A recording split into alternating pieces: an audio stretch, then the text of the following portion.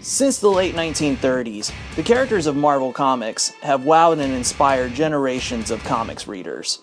Over the years, these characters have stood the test of time and gone through many different variations as writers and artists have revitalized and reintroduced these characters to new audiences. During the mid-2000s, Marvel's superheroes exploded back into the mainstream in a big way due to film adaptations like 2000's X-Men, 2002's Spider-Man. Hell, one could even say films like Ang Lee's Hulk and Fox's 2005 Fantastic Four hold a special place in superhero media's rise to dominance. However, one area of Marvel superhero media that is often forgotten is the video game adaptations of these characters that allow audiences to embody the heroes they love. In particular, I want to focus on one such game that I experienced for the first time last year. I would consider this game to actually be a hidden gem of sorts. I'm talking about the only Marvel game that puts you into the shoes of a psychopath. In 2005's The Punisher by Volition.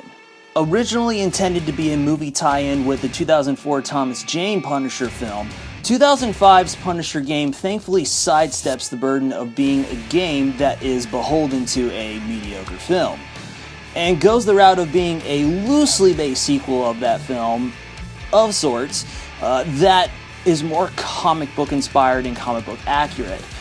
I can't stress how much of a positive thing this is, as to this day, this is still the most comic book accurate adaptation I have seen of the Punisher.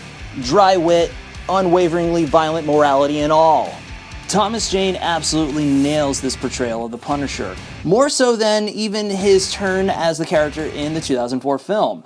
I can't help but praise him for just how much of a stubborn asshole he is in this game, especially in scenes like this one in particular where he tells Daredevil to piss off. Hold it right there.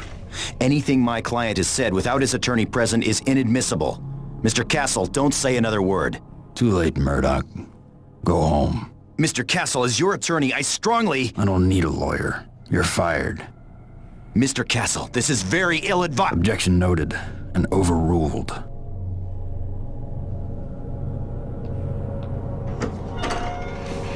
I mean, that's just classic Frank Castle right there. This level of confidence in not reinventing the character, because if it ain't broke, don't fix it, really immersed me gameplay-wise, where I played Frank the way I thought would align with him as a character, and not with my tendencies as a gamer. It made me lean into the more vicious and violent aspects of this game. It made me go, what? This is how the Punisher would react. Not me. I'm just staying in character, bro. Which leads me into the gameplay. This game really felt like, what if Rockstar made a Hitman-inspired comic book game? The game has hints of Manhunt with the over-the-top torture system, mixed with a bit of Max Payne-like gunplay, thrown into the openness of Hitman's early level design. And yes, while the gameplay is way more run and gun than Hitman, the environments possess so many ways to mess up your enemies in these Mortal Kombat fatality-like torture mini-games that I couldn't help but be reminded of the way Hitman encourages you to experiment with killing your targets. I appreciated the fact that these mini-games went as hard as they did, mostly because while they do serve as a power fantasy mechanic, they also show just how fucked up and insane the Punisher actually is. I mean, let's be honest. He's just as much of a serial killer as Jason Voorhees or Freddy Krueger is. He just happens to axe dudes with gratuitous Italian accents as opposed to promiscuous teens. I appreciate that Volition leaned into this aspect of Frank, as the Punisher is not some dude that should be idolized, especially by wannabe edgelord vigilante types in camo Ford F-150s with giant truck nuts. What? Sorry, was that too specific? He's a monster, not a hero. One created by a failed society whose systems better represent criminals and the powerful, not the innocent.